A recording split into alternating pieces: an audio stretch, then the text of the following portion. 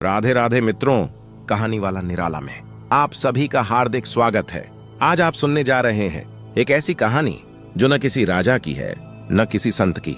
यह कहानी है एक ऐसे इंसान की जो गलत रास्ते पर तो चला लेकिन इंसानियत का हाथ कभी नहीं छोड़ा। यह कहानी हमें बताती है कि पाप करने वाला हर इंसान पाप से बना हुआ नहीं होता। कभी कभी गलत राह पर खड़ा व्यक्ति भी दूसरों को सही दिशा दिखा देता है। यह कहानी है दोस्ती की, भरोसे की और उस धर्म की जो किताबों में नहीं बल्कि इंसान के व्यवहार में बसता है। आज की कहानी का नाम है चोर लेकिन सच्चा। तो आंखें बंद कीजिए, मन को शांत कीजिए और खुद को छोड़ दीजिए। इस कहानी के साथ आप सुन रहे हैं कहानी वाला निराला। गांव की वो सुबह कुछ अलग नहीं थी। सूरज रोज की तरह पीली रोशनी फैलाता हुआ कच्चे रास्तों पर उतर रहा था। मगर उस सुबह दो दिलों की कहानी चुपचाप सांस ले रही थी। दो दोस्त, रामू और लखन। गांव के लोग कहते थे अगर दोस्ती देखनी हो तो रामू लखन को देखो, क्योंकि जहां रामू होता वहां लखन होता और जहां लखन होता वहां रामू की परछाई। बचपन में एक ही पोखरे में नहाए थे, एक ही पेड़ के नीचे भूखे पेट सोए थे और एक ही सपने देखे थे कि जिंदगी कभी ना कभी मेहरबान जरूर होगी। सीधा सादा माटी से जुड़ा हुआ इंसान दिन चढ़ते ही कंधे पर औजार डालता, खेतों में मजदूरी करता, कभी किसी के घर ईंट ढो देता तो कभी पसीना बहाकर दो वक्त की रोटी जुटाता। उसकी आंखों में चालाकी नहीं थी, बस जिम्मेदारी थी। और रामू थोड़ा अलग था। वो गांव में ज्यादा नहीं टिकता। अक्सर कहता दूसरे नगर में काम है। लोग मान लेते क्योंकि रामू के चेहरे पर झूठ का कोई निशान नहीं था। वो कभी कहता सामान खरीदता हूं तो कभी बेचने जाता हूं और कई दिनों तक गांव से बाहर रहता। गांव वाले सोचते चलो मेहनती लड़का है, पर सच बहुत चुपचाप लखन के सीने में कैद था। क्योंकि सच यह था रामू एक चोर था। हाँ, एक चोर, लेकिन ऐसा चोर जिसने कभी अपने गांव की ओर गंदी नजर नहीं डाली। वो चोरी करता था पर दूर नगरों में, क्योंकि उसकी आत्मा अब भी अपने गांव से डरती थी। लखन सब जानता था, हर चोरी, हर गुनाह, हर अंधेरी रात। कई बार उसने रोते हुए कहा रामू ये राह ठीक नहीं है, लेकिन रामू हंसकर टाल देता। लखन तू भी साथ चल, फिर देख किस्मत कैसे पलटती है। लखन चुप हो जाता क्योंकि वो जानता था गलत को रोकना आसान है लेकिन बचपन की दोस्ती को तोड़ना नहीं। और इस तरह एक चोर और एक मजदूर एक ही छत के नीचे दो अलग अलग जिंदगियां जी रहे थे। एक दिन गांव की हवा में एक अजीब सी सुगंध फैल गई। खबर उड़ी गांव के बाहर एक साधु महाराज आए हैं। लोग दौड़ पड़े, कोई मन की शांति के लिए, कोई दुखों के समाधान के लिए तो कोई सिर्फ देखने के लिए। साधु महाराज पेड़ के नीचे बैठे थे। न ज्यादा बोलते न ज्यादा दिखावा, बस जो कहते सीधे दिल में उतर जाता। वो कहते पाप से डरिए नहीं, पाप से बाहर आइए। गलत रास्ता हमेशा मजबूरी से शुरू होता है पर अंत में वो रास्ता आदत बन जाता है। रामू भी लखन के साथ वहां पहुंचा। पहली बार रामू ने किसी साधु को ध्यान से सुना और उसी पल उसके भीतर कुछ टूटने लगा। रात को उसे नींद नहीं आई। अंधेरे में उसे अपनी हर चोरी सांप की तरह डसती हुई महसूस हुई। अगले दिन वो अकेले साधु महाराज के पास गया। रामू की आवाज कांप रही थी। बाबा मैं चोर हूं। साधु महाराज मुस्कुराए, जैसे ये बात वो पहले से जानते हो। राधे राधे मित्रों, कहानी वाला निराला में आप सभी का हार्दिक स्वागत है। आज आप सुनने जा रहे हैं उन्होंने कहा अगर तू सच में चोर होता तो आज यहां खड़ा ना होता। रामू की आंखें भर आईं। रामू बोला मैं छोड़ना चाहता हूं बाबा, लेकिन मुझे और कुछ आता ही नहीं। साधु ने धीरे से कहा कुछ दिन मेरे साथ रह, सेवा कर, खामोशी सीख और खुद को सुन। रामू मान गया। दिन बीते, हफ्ते बीते। रामू आश्रम में झाड़ू लगाता, पानी भरता, भोजन परोसता। पहली बार उसके हाथ बिना चोरी के काम कर रहे थे। पहली बार उसका पेट बिना डर के भर रहा था और पहली बार उसकी नींद साफ थी। एक महीना बीत गया। रामू अब रामू नहीं रहा, वो रामेश्वर बन चुका था। नाम से नहीं, भाव से। एक दिन साधु बोले अब मुझे जाना होगा। रामू घबरा गया। साधु ने कहा कुछ मांग लो। रामू बोला मुझे पशु पक्षियों की भाषा समझने की सिद्ध चाहिए। साधु मुस्कुराए, ठीक है। फिर रामू बोला और साल में एक बार दीपावली पर चोरी की अनुमति। साधु गंभीर हो गए। उन्होंने कहा ठीक है, पर सीमा मत तोड़ना और याद रखना ईमानदारी से सिद्ध का उपयोग किया तो जीवन बदलेगा, वरना सर्वनाश। साधु चले गए और रामू एक नई जिंदगी में प्रवेश कर गया। सब ठीक चल रहा था। तभी लखन की बहन सुकन्या की शादी तय हो गई। खुशी के साथ डर भी आया। पैसे नहीं थे, रिश्तेदार मुंह फेर गए। और आखिरकार लखन रामू के सामने टूट गया। लखन बोला, 5 दिन में 500 रुपये नहीं आए तो बारात लौट जाएगी। रामू चुप रहा, फिर बोला, मैं जाऊंगा। तो उसके शब्दों में कोई जोश नहीं था, कोई उत्साह नहीं था, बस एक भारी हुआ हुआ संकल्प था। लखन उसे देखता रहा। उसकी आंखों में डर था, पर उससे भी ज्यादा भरोसा उस दोस्त पर जो गलत था पर कभी धोखेबाज नहीं रहा। रामू उसी रात गांव से निकल पड़ा। न कोई विदाई, न कोई ढोल, न कोई आशीर्वाद, बस अंधेरी पगडंडी और मन में एक ही बात, 500 रुपए, सिर्फ 500 रुपए जो एक बहन की इज्जत और एक दोस्त की जिंदगी बचा सकते थे। चलते चलते वह नदी के किनारे पहुंचा। नदी शांत थी, पर भीतर कुछ उफन रहा था। रामू ने अपने कपड़े समेटे और पानी में उतरने ही वाला था कि पीछे से किसी ने पुकारा, अरे मित्र, जरा रुकना। रामू ने मुड़कर देखा। एक पुजारी खड़ा था, मंदिर का पुजारी, सफेद धोती, कंधे पर पोटली और चेहरे पर थकान। मुझे भी नदी पार करनी है, पुजारी ने कहा। अगर तुम साथ ले चलो। रामू ने कुछ नहीं कहा, बस सिर हिलाया।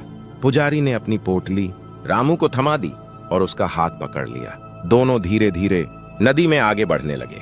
पानी ठंडा था, पर रामू का मन और भी ठंडा हो चुका था। तभी नदी के किनारे से एक पक्षी बोला। रामू चौंक गया। उसने हल्के से ना में सिर हिलाया। पुजारी ने देखा, पर कुछ कहा नहीं। वे आगे बढ़ते रहे। नदी के बीचों बीच पहुंचते ही वही पक्षी फिर बोला। इस बार आवाज और साफ थी। रामू के चेहरे पर एक पल के लिए संघर्ष उभरा। फिर उसने और जोर से ना में सिर हिलाया। पुजारी को अजीब लगा, पर उसने फिर भी कुछ नहीं पूछा। कुछ ही देर में वे दोनों नदी पार कर चुके थे। रामू ने पोटली पुजारी को लौटा दी। आपका रास्ता इधर है, मेरा उधर, रामू ने कहा और आगे बढ़ने लगा। लेकिन पुजारी वहीं खड़ा रहा। उसके मन में एक सवाल उबल रहा था। मित्र, पुजारी बोला, जब हम नदी पार कर रहे थे तब पक्षी की आवाज सुनकर तुम बार बार नामे सिर क्यों हिला रहे थे? रामू रुक गया। इससे आपको क्या मतलब? उसने कहा, मैंने आपकी मदद कर दी, अब आप जाइए। लेकिन पुजारी नहीं गया। उन्होंने कहा, अगर तू सच में चोर होता तो आज यहां खड़ा ना होता। रामू की आंखें भर आईं। रामू नहीं, उसने कहा, जब तक तुम बताओगे नहीं मेरे मन को चैन नहीं मिलेगा। रामू ने गहरी सांस ली। ठीक है, वह बोला, लेकिन यह बात किसी और को नहीं बताओगे। पुजारी ने वचन दिया। रामू बोला, मैं एक चोर हूं, आज चोरी करने ही निकला हूं। मेरे मित्र की बहन की शादी है और मुझे 500 रुपये चाहिए। पुजारी सन्न रह गया। रामू ने आगे कहा, जब हम पानी में उतरे थे तब उस पक्षी ने मुझसे कहा था, इस पुजारी की पोटली में सोना है, इसे निकाल ले। लेकिन मैंने मना कर दिया, क्योंकि आपने मुझे मित्र कहकर पुकारा था और मित्र का भरोसा मैं नहीं तोड़ सकता। पुजारी का गला सूख गया। रामू बोला, दूसरी बार उस पक्षी ने कहा, इसे पानी में धक्का दे दे, सोना तेरा हो जाएगा। लेकिन मैंने फिर मना कर दिया, क्योंकि अगर ऐसा करता तो मैं चोरी से पहले दोस्ती को मार देता। कुछ देर तक पुजारी बोल ही नहीं पाया। फिर उसने धीमे से पूछा, तुम चोर होकर भी इतनी धर्म की बातें कैसे कर लेते हो? रामू मुस्कुराया। मैं 1 महीने एक साधु महाराज के आश्रम में रहा था, उसने कहा।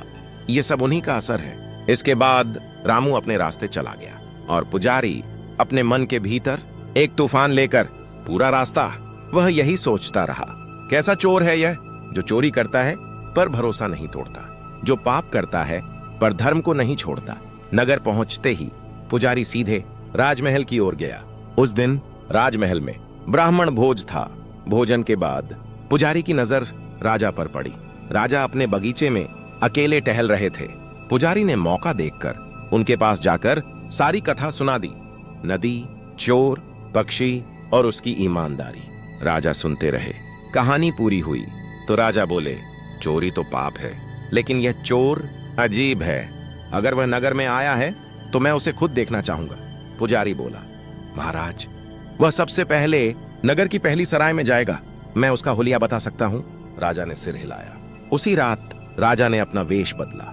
साधारण कपड़े, साधारण चेहरा और हाथ में मकई की रोटियों की एक पोटली, और वह उस सराय की ओर चल पड़ा जहां एक ऐसा चोर ठहरा हुआ था जो आने वाले समय में पूरे राज्य की सोच बदलने वाला था। रात गहराने लगी थी। सराय के बाहर एक पीली सी लालटेन हवा में कांप रही थी। अंदर कुछ मुसाफिर नींद के हवाले हो चुके थे और कुछ अपनी थकान से लड़ रहे थे। उसी सराय के एक कोने में रामू बैठा था, चुप, बहुत चुप। उसकी आंखें बंद थीं, लेकिन भीतर सैकड़ों आवाजें बोल रही थीं। लखन का चेहरा, सुकन्या की शादी और 500 रुपए। इन्हीं ख्यालों के बीच कोई उसके पास आकर बैठा। भाई, एक अनजान आवाज आई, क्या यहां बैठ सकता हूं? रामू ने आंखें खोली। सामने एक साधारण आदमी था, सामान्य कपड़े, थका हुआ चेहरा और आंखों में कुछ तलाश। बैठो, रामू ने कहा। कुछ पल की खामोशी के बाद उस आदमी ने कहा, मैं भी चोर हूं। रामू ने उसे देखा, बिना हैरानी के, बिना मुस्कान के। तो? रामू बोला, तो क्यों ना आज रात साथ मिलकर काम करें? उस आदमी ने कहा। रामू को पहली बार उस आदमी की आंखों में गहराई दिखी। कहां? रामू ने पूछा। सामने की दुकान, वह बोला। मुझे 200 रुपये चाहिए। रामू ने सिर हिलाया। ठीक है, उसने कहा। पर आधी रात के बाद रात और गहरी हुई। जब पूरा नगर सो चुका था, तब 2 परछाइयां धीरे धीरे सराय से निकली। एक जानता था रास्ता, दूसरा जानता था ताला। दुकान के सामने रामू रुका। नहीं, उसने कहा, जब तक तुम बताओगे नहीं, मेरे मन को चैन नहीं मिलेगा। रामू ने गहरी सांस ली। उसने चारों ओर देखा, फिर धीरे से ताला तोड़ा, बिना आवाज, बिना घबराहट। तिजोरी तक पहुंचना उसके लिए नया नहीं था। कुछ ही पलों में ताला खुल गया। रामू ने तिजोरी से 500 रुपये निकाले, फिर अपने साथी की ओर देखा और उसके लिए 200 रुपये अलग रखे। उसने रुपये उस आदमी के हाथ में रख दिए। जितना चाहिए था उतना मिल गया, रामू ने कहा। लेकिन तभी उसके पेट में एक टीस उठी।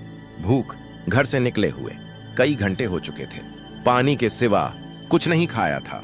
रामू की नजर दुकान के कोने में रखी बोरियों पर पड़ी। उसने एक बोरी खोली, अंदर सफेद सफेद दाने थे।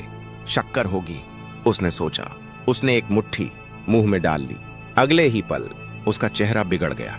वह सब थूकने लगा। वह शक्कर नहीं थी, वह नमक था। रामू का शरीर जैसे जम गया। उसने धीरे से आंखें बंद की। कुछ क्षण वह यूं ही खड़ा रहा, फिर अचानक वह मुड़ा। रुपये वापस दो, उसने अपने साथी से कहा।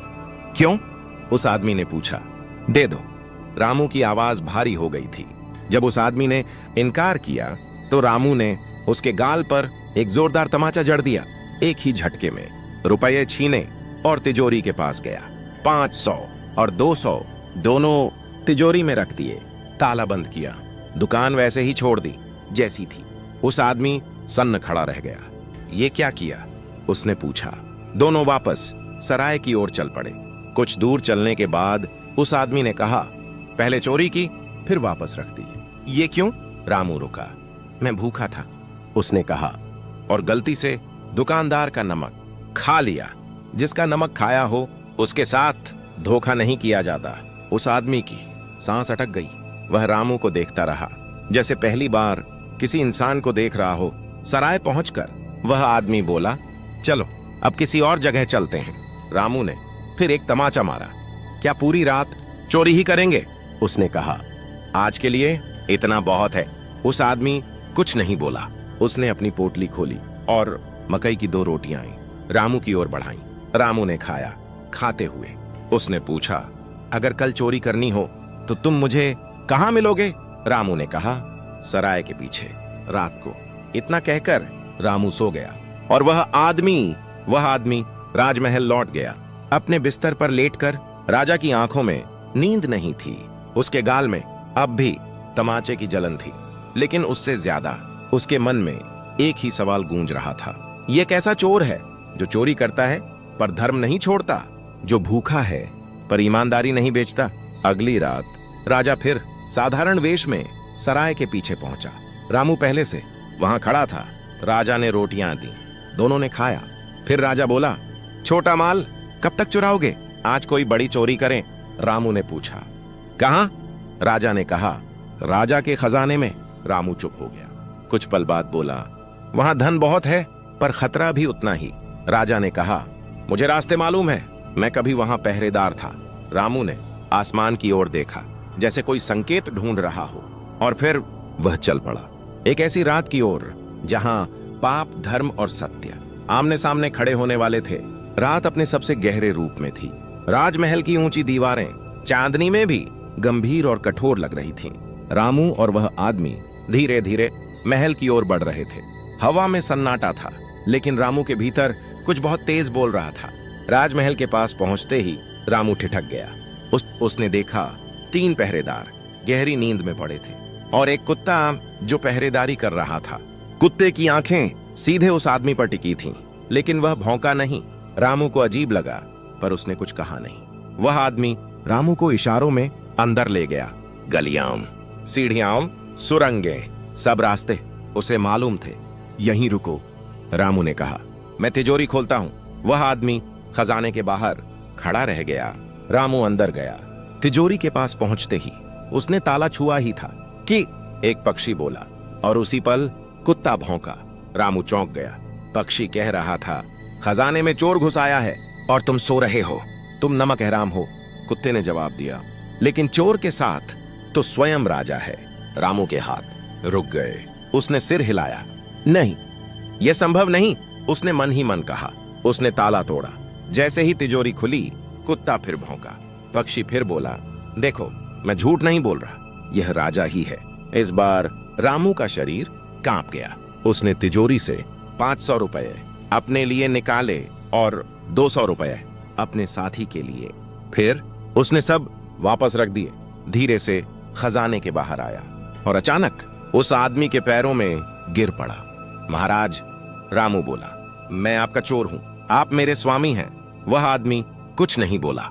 रामू बोला, आप जो भी दंड दें मुझे स्वीकार है। बस एक विनती है, मेरे मित्र के पास 500 रुपए भिजवा दीजिए, उसकी बहन की शादी है। अब राजा चुप नहीं रह सके।